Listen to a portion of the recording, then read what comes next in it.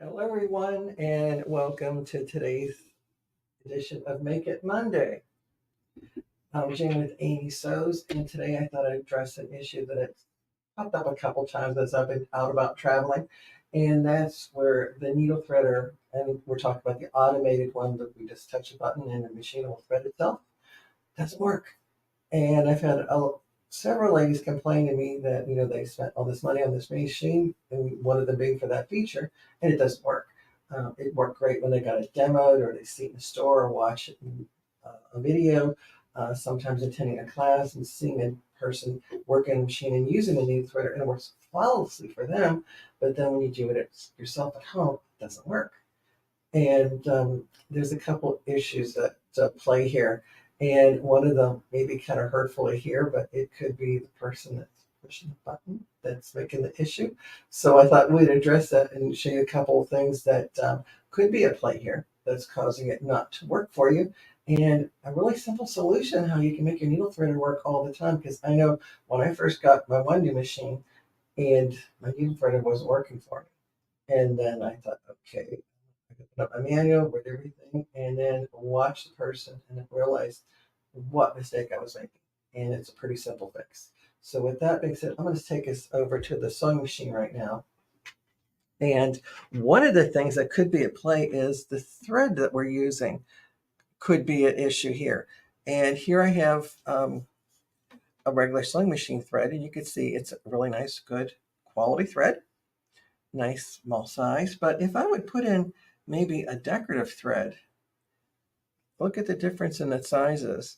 This one here, my decorative one, what's going to happen is it's going to have difficulty going through the eye of that needle. As the needle threader gets inserted through, that little hook is going to catch onto the thread, and it's going to have difficulty getting that bulk of that thread through the eye of that needle, especially if I'm working with a size 90. It's not going to be able to go through it, and I may be forcing it to pull through, etc., to the point where I may um, malshape the little hook there.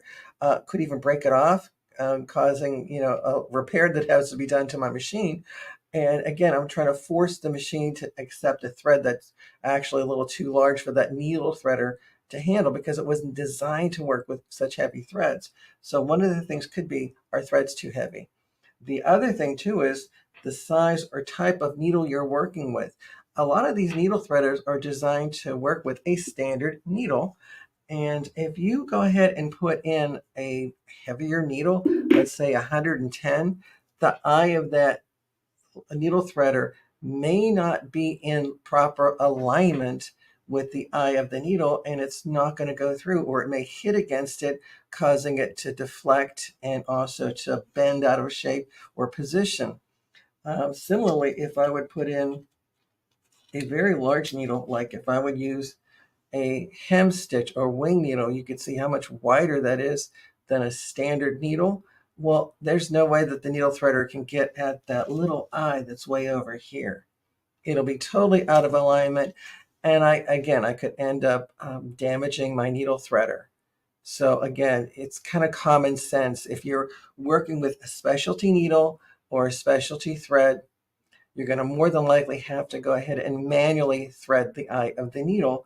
That way, it'll be less frustrating for you in the long run because you'll be able to get your needle threaded, and also you're not going to damage your machine by forcing it to accept something it wasn't designed to do.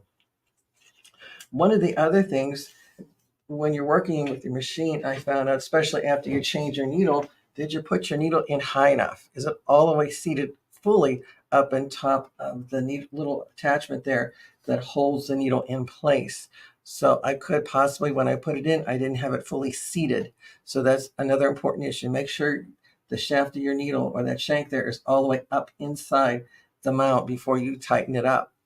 And let's say once I have it in place, one of the other issues could be the needle position. Was I turning my hand wheel? Now I'm using my M17 here, so I'm going to use my little thumb wheel here. And you can see that if I'm turning my hand wheel, it's going to lower that needle out of position.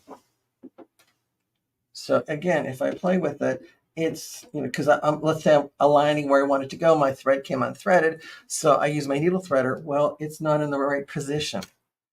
And so usually whenever I go to work with my needle threader, and you can see my needle's not threaded right now, my first thing I would do is I would make my needle go all the way down in and up. And that's by simply, when you're working with a computerized machine, like right now I'm working with a Janome M17, I will touch the button. It'll drop the needle down and bring it up right in the perfect position for itself. I'll now go ahead and turn on my lock, which will allow me to thread my needle. And what I'll do is make sure I have the thread fully seated to the left in that little thread clip. Another one over here, cut off my excess. And then when I hit my needle threader, I got a perfectly threaded needle every time. So basically that's the biggest tip I could share with you right now, is make sure your needle is in the perfect position so that the alignment of the eye is lining up perfectly with the needle threader. And how to do that? I touch my needle down, my needle up. Now it's in proper alignment, so that when I engage a needle threader, I'll get a perfectly threaded needle every time. So hopefully that'll help end the confusion and frustration as to why my needle threader is not working. It's simply just not in proper alignment. So the next time you go to work with your machine, try doing that first. If it's not threading for you right away, ask yourself, is my needle properly aligned? Is it properly inserted? And of course, am I using the right thread for sizing for that needle threader? So hopefully that'll help solve some of those issues for you. And if you like our tip, be sure to follow us here on Amy Sews and Make It Monday. And you can, of course, go to the website to find all the different kind of classes we have offer in shop or online. And of course, we do have our monthly subscription with our Serger box and our Scan and Cut. Some of the projects are actually right behind me right there. So you can always go to the website, find out what's new and what's different, what's coming up, and sign up. You can sign up and register anytime. However, if you do want to get the full box subscription, and that means where you get all the pieces and parts to make the particular project, we may have a waiting list for that, but you can always sign up and get on that waiting list right away. And if you like my tip here, be sure to follow me. I'm also one of the instructors with the Original Sewing Quill Expo. So just go to sewingexpo.com and you can follow me there and see what cities I'm at, what classes I have to offer, and sign up there. And one very important thing too, if you enjoy our tips, be sure to tell your friends and share the love of sewing with the rest of the community. And hopefully it's be one of our little things there to get everybody sewing. So that being said, thanks for watching, and be sure to catch us next time. And also on our other little program, our Flippin' Fridays, that's also available at noon. So that being said, thanks for watching. And remember, the more you know, the more you'll sew. Take care.